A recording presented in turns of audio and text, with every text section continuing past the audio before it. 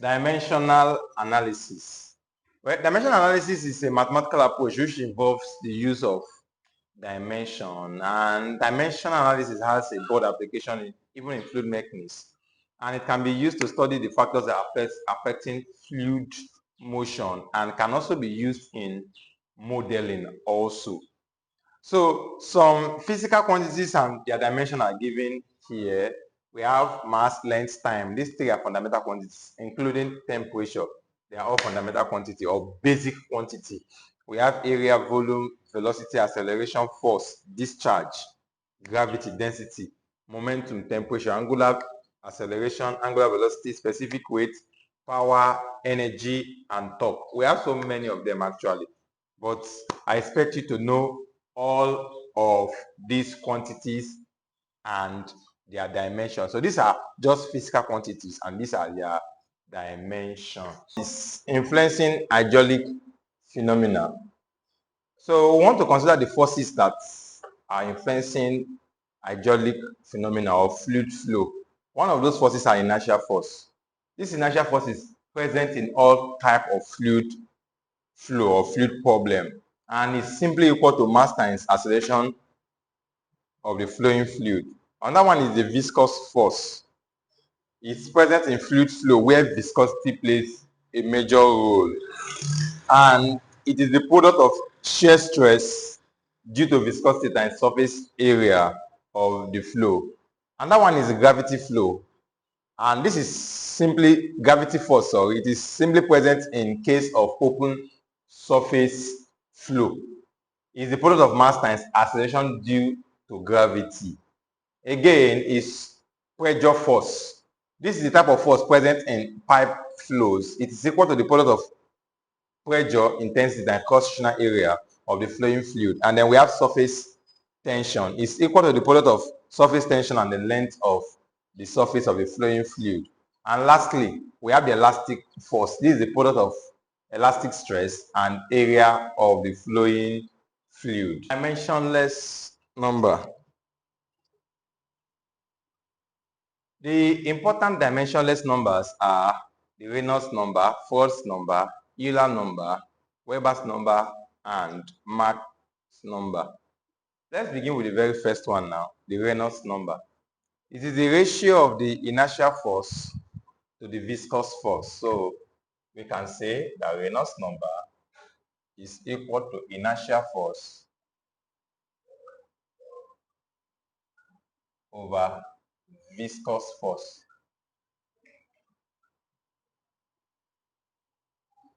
The inertial force is given as mass times acceleration all over the viscous force. That's given as shear stress times area. Okay, so we have it that mass, we know that mass, or we say density, is mass over volume. So in other words, that mass is density times volume. Okay, and then shear stress, also shear stress tau, is equal to viscosity times velocity gradient, which you can express as viscosity times velocity over distance. You can use L for that. And then we also know that acceleration itself, A, is equal to velocity over time.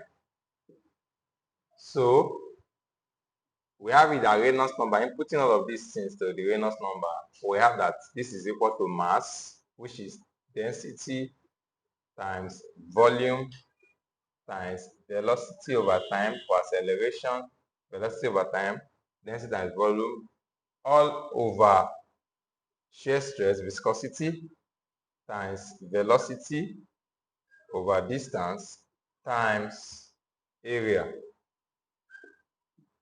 Again, also we have it that volume is always base area times height, which I can say distance, L. If you substitute that here, the Reynolds number Re is therefore given as density rho times area times L, standing for representing the volume, times V over T, all over viscosity times velocity over L times A. Well, this A can eliminate this A, and I can bring this T under this L. That will give us that this Reynolds number is simply density times, we are left with L.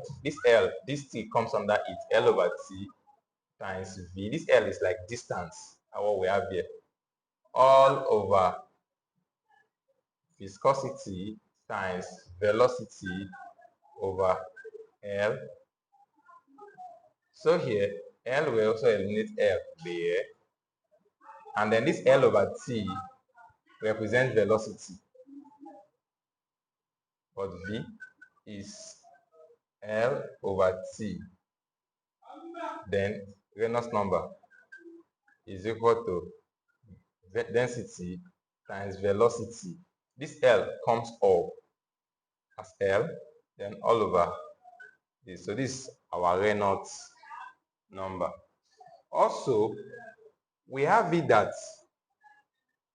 1 over kinematic viscosity, I use Vd for kinematic viscosity, is equal to density over dynamic viscosity.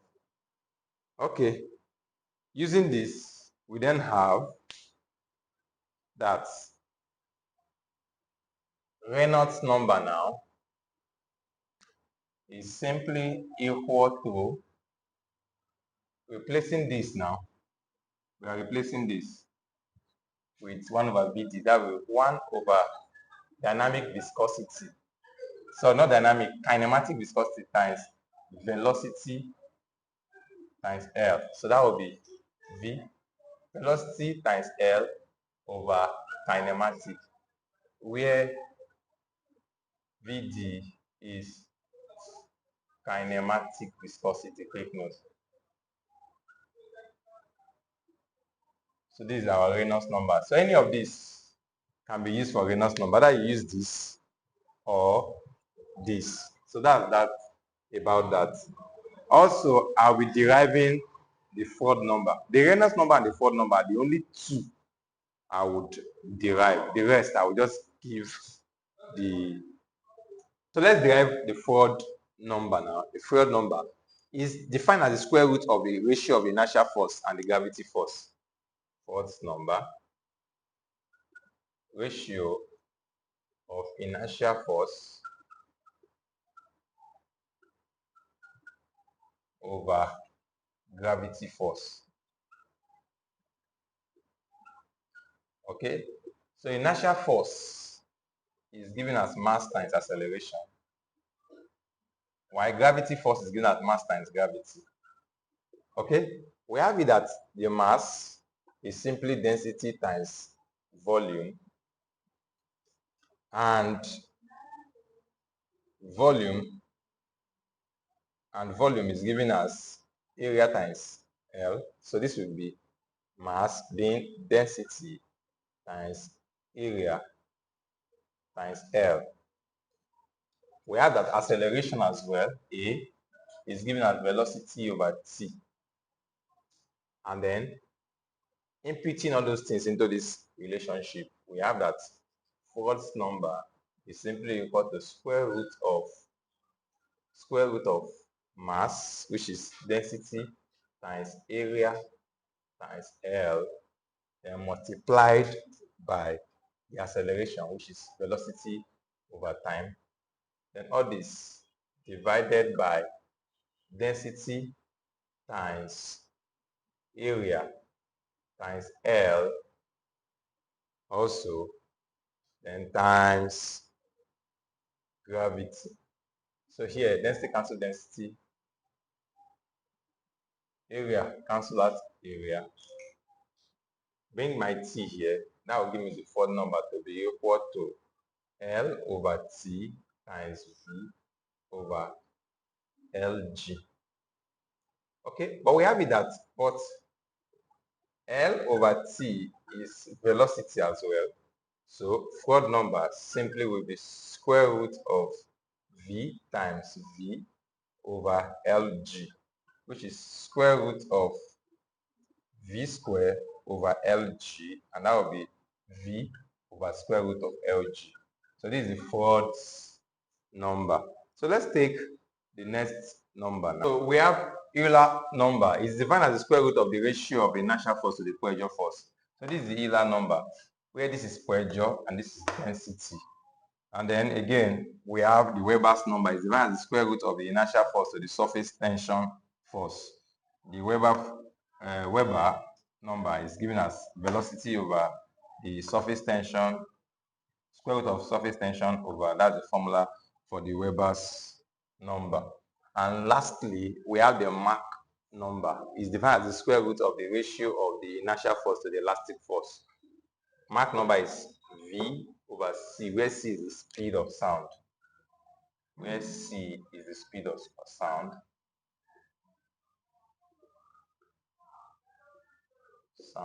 So that's about that. So we're looking at Buckingham Pi Theorem. Buckingham Pi Theorem. It says that if there are n variables, dependent and independent variables, in a dimensionless homogeneous equation, and if these variables contain m fundamental dimensions, such as m, l, t, etc., then the variables are arranged into n minus m dimensionless terms. The dimensionless terms are called pi terms. Okay, well, as we continue, we're working around this definition. But first and foremost, one thing that's important in Buckingham Pi Theorem is to choose how to select the repeating variables actually. Okay, so if you have m fundamental quantities, then we must have m repeating variables as well. The m repeating variable must contain jointly all the fundamental dimensions involved in the phenomenon. 2, the repeating variable must not form non-dimensional parameters among themselves. It means that the repeating variable we are selecting must not form any of those dimensional numbers, either the Froude number or the Mach number or the Weber number or the Reynolds number. It must not form any of them. You cannot arrange them to form that. Ensure that that shouldn't happen. Number 3, as far as possible, dependent variable should not be selected as repeating variable. 4, no two repeating variables should have the same dimension. Then number 5, the repeating variable should be chosen in such a way that one variable should contain geometric property. Geometric property are dimensions or quantities, whose dimensions are measured in length, such as length, diameter, height, any of those things as such, radius, are all categorized as geometric property. Depth, anything that is unit is meter, measured dimension as whose dimension is length, is called geometric property. And then the second or the next property, the next variable we should select should contain the flow property, and the third should contain, or the next should contain the fluid property. The flow property is velocity and acceleration, basically. And then the third property, or the next property after the flow property. So we have geometric property, flow property, and then flow property. The flow property are like mass, density, specific weights, and then viscosity. So that's that about that. And in most problems, this is how we select.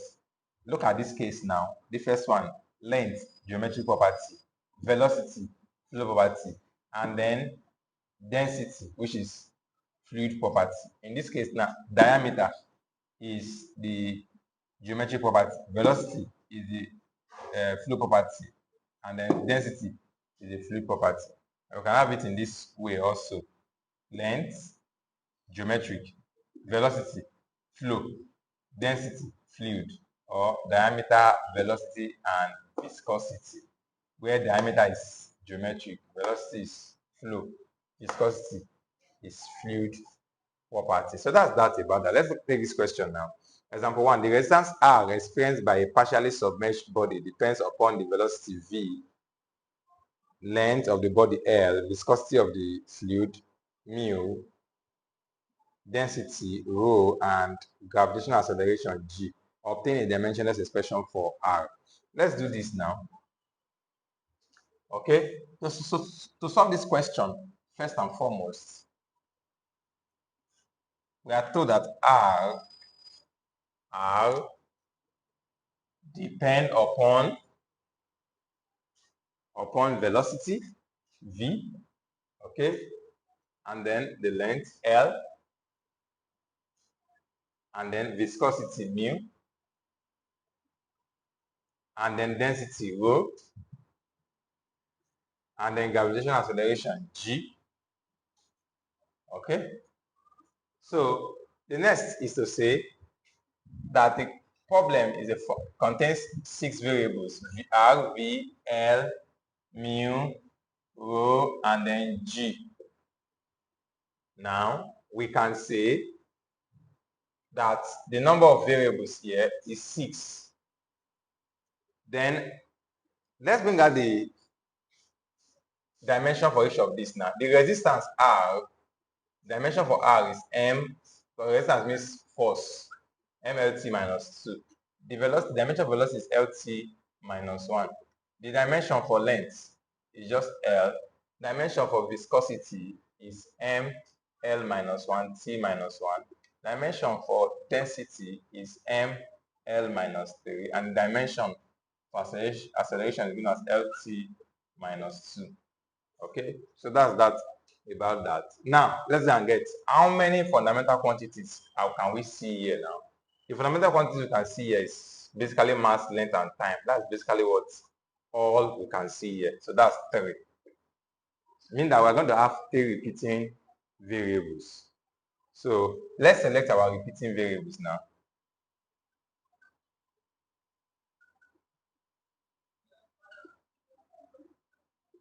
In selecting these repeating variables, understand that there must be 3 repeating variables because we have 3 fundamental quantities in all of these problems. So 3 repeating variables.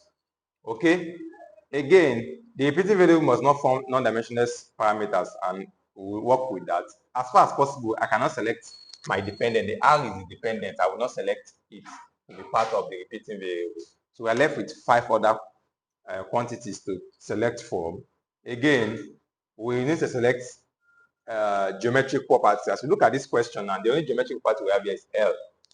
L has been selected as one of the repeating variables. Next, we have to have flow property. Flow property is between velocity and acceleration due to gravity. And since we have those two here, we are selecting velocity actually. Whenever I have V and G, most often we would always use V. And I illustrated that here that V is mostly selected. Again, is that except V has been chosen, then we can use G. Well, again, is the fluid property. In the fluid property, we have viscosity and density. Well, if I have viscosity and density, I would go with density in a fluid problem. So in most fluid problem, then we work with density if we have density and viscosity. So that's that about that. So these 3 are our repeating variable. Now, again, we say the number of dimensionless pi term is simply equal to n minus m. And n minus m means n is 6, m is 3. So this will give us 3. So we have 3 different pi terms. That is pi 1, pi 2, and pi 3. So we can say this problem can be summarized as this: pi 1, pi 2, and then pi 3. So that's that about that. If you look at this repeating variable we chose, they cannot be combined to give you Reynolds number or Froude number or any of those dimensionless number we have. That's what this is simply saying. So that's that about that. Now let's get the first one, the pi 1 term.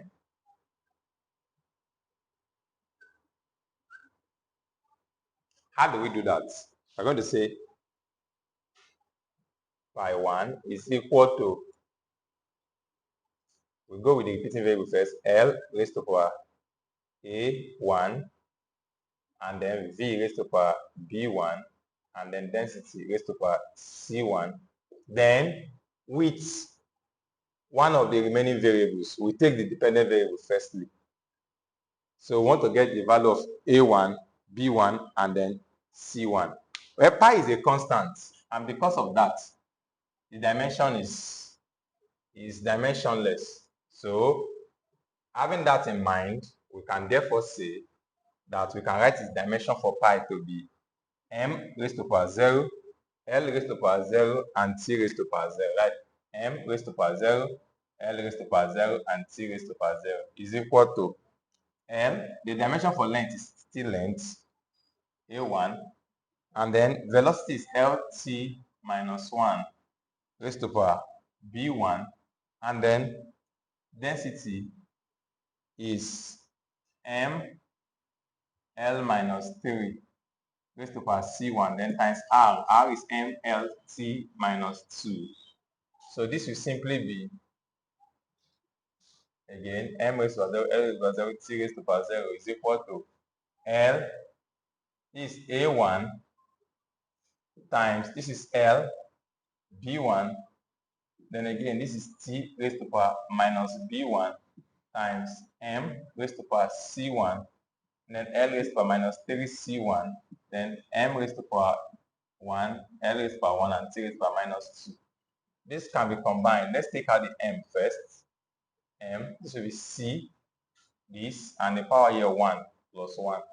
Then times, let's take the L, A1 plus B1 plus minus 3C1. I'll be taking this, yes, plus this, yes, plus this, minus 3C1, then plus 1. Then for the T, lastly, this minus B1, then minus 2, compared with this. So let's compare coefficients now. Let's compare the coefficient of M. We say the power of M here is 0. Compare with the power of M here. This is C1 plus 1. We can say that C1 is equal to minus 1 if this minus 1 comes here. Again, let's compare for T. For T, the power of T here is 0. Compare the power of T here, we get minus B1 minus 2. So therefore, we can say B1 is equal to minus 2. Again, let's compare the power for L now.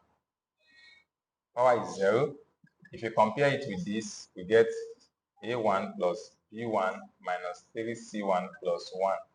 But we've gotten C and B. If we put that into this, we get A1 plus our B1 is minus 2 minus 3 into C1, which is minus 1 plus 1. If we do this, we get that A1 is equal to this minus 2 plus 3 plus 1. So A1 is equal to minus 2 eventually. So we've gotten A1, B1, and C1. We can come back to see that pi 1 term is simply equal to L raised to power A1, and A1 is minus 2, times V raised to power B1, and B1 is minus 2, times density raised to power C1, and C1 is minus 1, then times R. This can be rearranged into R all over L squared, bringing this one down, the minus goes away, V squared, and density is the pi 1. So we can use this to also get pi 2 and pi 3, and let's do that straight away.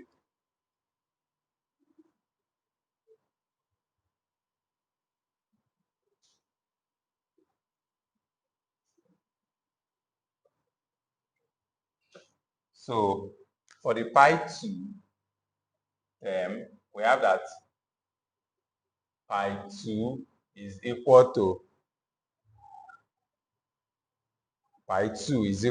M is equal to L raised to power A1 times V raised to power B1 times density raised to power C1 times. Now, I've worked with R. Let's go and work with viscosity, mu times mu. So this will be M raised to power 0, L raised to power 0, T raised to power 0 being equal to, here, this will be L raised to power, sorry, this A2, B2, and C2, because we don't want to use letters we've used before. So our A2, yes, times LT minus 1, then B2, yes, times density ML minus 3 times C2 times viscosity ML minus 1 T minus 1. So this will give us M raised to power 0, L raised to power 0, T raised to power 0 is equal to L A2. Opening this to give us L again, B2. Then this is T minus B2. Then M, C2. Then L minus 3C2 times M raised to power 1, L raised to power minus 1, T raised to power minus 1. We can then combine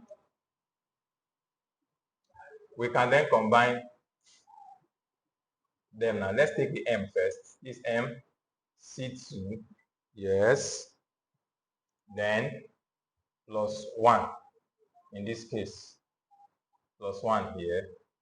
Then again, let's go with L, A2 plus B2, then minus 3C2, then minus 1. And then for the T, we have minus B2 minus 1. Okay? That is M raised to power 0, L raised to power 0, T raised to power 0. We can therefore say, let's compare M now. Comparing M. This will give us M raised to power 0, which is power 0. And M here is C2 plus 1. So we can say C2 is equal to minus 1. Again, let's compare T now. For T, we have 0 is equal to minus B2 minus 1. So we can say B2 is equal to minus 1. For L now, we can say L, that is A2 plus B2 minus 3C2 minus 1. Okay? So equal to 0, 0. So we can come here to say, 0 is equal to, our A2 is what we are looking for, but we have our B2. Then what then is our B2? Minus 1, minus 1, minus our C2 is also minus 1. So 3 into minus 1, then minus 1. This will be 0 is equal to A2 minus 1 plus 3 minus 1. We get that A2 plus 1 equals 0. So we can say A2 is equal to minus 1. So we've gotten our A2. We can put all that in. We would then have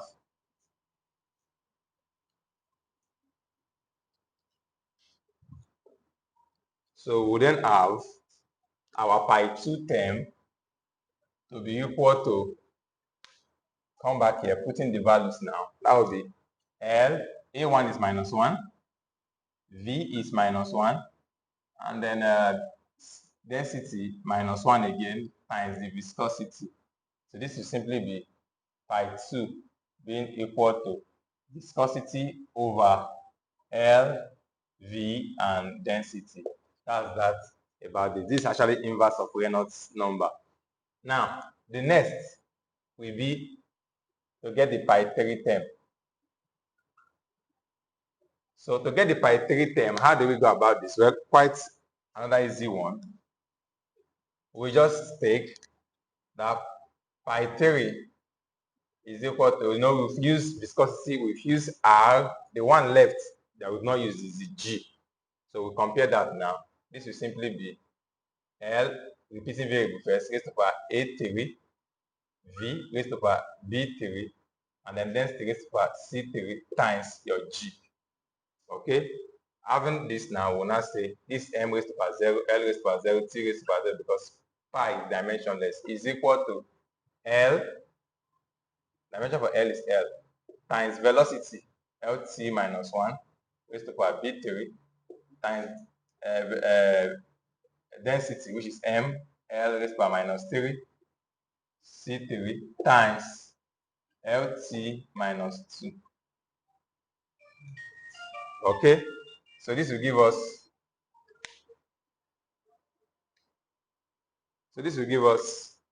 m raised to power 0, l raised to power 0, t raised to power 0 is equal to l raised to power a3, l raised to power b3, t raised to power minus b3, m raised to power c3, l raised to power minus 3c3, then l t minus 2.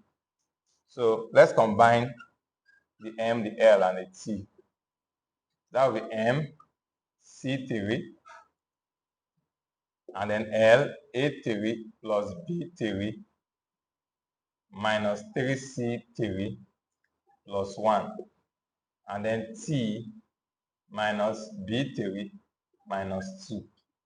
So this will give us, let's compare m now. For m, we have that 0, the power here is 0, and the power here is c3. So c3 is equal to 0. Again, let's compare the t. T raised to power 0, if we compare, that is 0, the power, and then the t here is minus b3 minus 2. We see that b3 is equal to minus 2. And then lastly now, this is comparing t. Let's compare lastly the L. To compare L, the power here is 0, and the power here is A3 plus B3 minus 3C3 plus 1. Okay, putting the values of B and C we've got that A3 plus B3 is minus 2, minus 3 into 0, C3 is 0, plus 1. This will give us that A3 minus 2 plus 1. And then we get that A3 is equal to 1. So we can therefore now say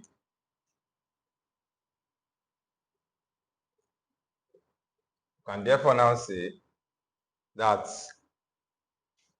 pi 3, putting in the constant now, L, the power of L is 1.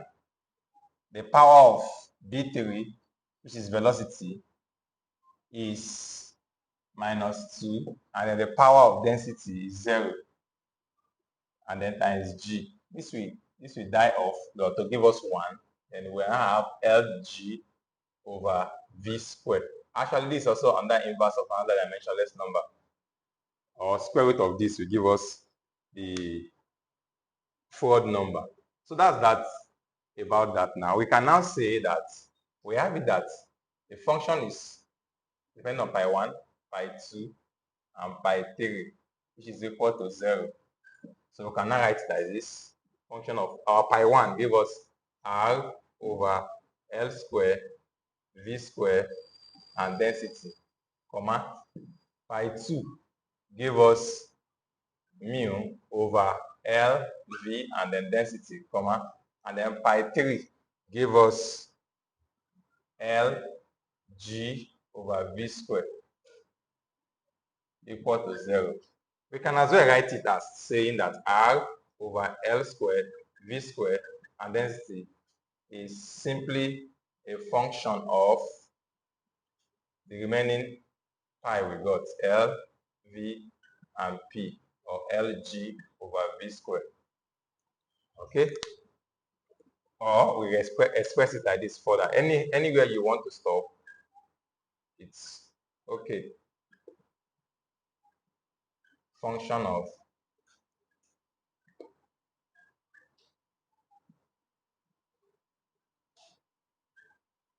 so that's that for this question. We'll take one more example and that's all. This video long go. Or Ben